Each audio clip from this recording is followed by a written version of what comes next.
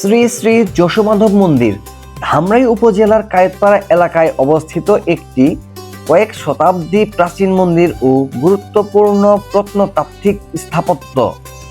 মন্দিরের চূড়ায় খোদাই করা শিলালিপি থেকে জানা যায় এটি স্থাপিত হয়েছিল বাংলা 1031 সনে, অর্থাৎ খ্রিস্টীয় 1624 সালে।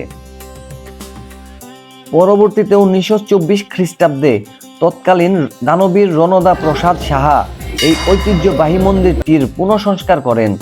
বর্তমানে মন্দির চত্বরে পুরাতন ভবন, বর্তমান মন্দির ভবন, প্রসাদের স্থান এবং নাট মন্দির সহ মোট 4টি স্থাপনা রয়েছে।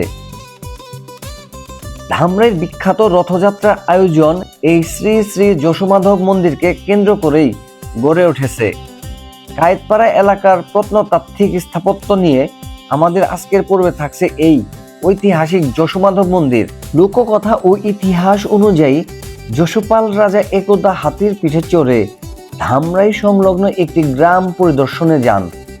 পথিমধ্যে একটি মাটির ঢিবির সামনে এসে হাতিটি হঠাৎ থেমে যায় এবং কোনোভাবেই আর সামনে এগোতে চায় না। রাজা বহু চেষ্টা করেও হাতিটিকে চালাতে না পেরে বিস্মিত হন। এরপর তিনি হাতি থেকে নেমে স্থানীয়দের দিয়ে সেই ঢিবি খননের নির্দেশ দেন। খননের সময় সেখানে একটি প্রাচীন মন্দির ও কয়েকটি মূর্তি পাওয়া যায়। এর মধ্যে শ্রী বিষ্ণুর মূর্তির পাশাপাশি শ্রী মাধবের একটি মূর্তিও ছিল। ভক্তি ভরে রাজা সেই মূর্তিগুলো নিজের সঙ্গে নিয়ে আসেন। পরবর্তীতে ধামরাই সদরের ঠাকুরবাড়ি 50 গ্রামের বিশিষ্ট পণ্ডিত শ্রী রামজীবন রায়কে শ্রী মাধবের বিগ্রহ নির্মাণের দায়িত্ব দেওয়া হয়।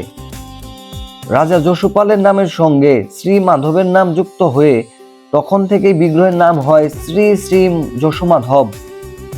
সেই সময় থেকেই নিয়মিত সেবা ও পূজা অর্চনা শুরু হয়, যা আজও অব্যাহত রয়েছে। পরবর্তীকালে এই শ্রী শ্রী যশোমাধবকে কেন্দ্র করেই গড়ে ওঠে ধামরাইয়ের ঐতিহ্যবাহী রথযাত্রা ও রথ মেলা। প্রায় 350 বছরেরও বেশি সময় ধরে এই রথযাত্রা ধর্মীয় ও সামাজিক ঐতিহ্য হিসেবে পালিত হয়ে আসছে।